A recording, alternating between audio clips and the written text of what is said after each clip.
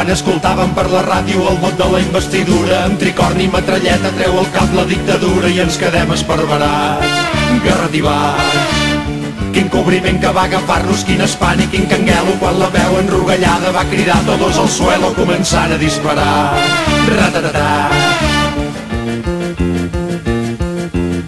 Llavors ens diuen que a València per acabar de fer la guitza va la cosa adelantada i un catxondo s'hi organitza unes falles pel febrer. Ai, quin merder!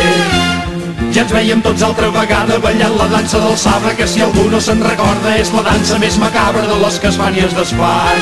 Oh, i tant!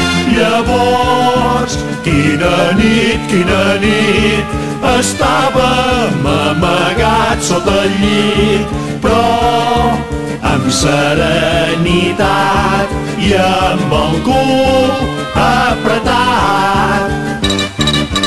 No ens poséssim pas nerviosos, tranquil, Jordi, tranquil, que és la Guàrdia Civil, tu tranquil.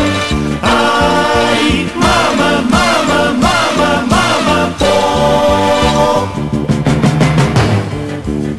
I se'ns donava la consigna demà tots cap a la feina, perquè aquí no passa nada, segadors no es moral l'eina que podríem prendre mal, en general. I sobretot serenitat.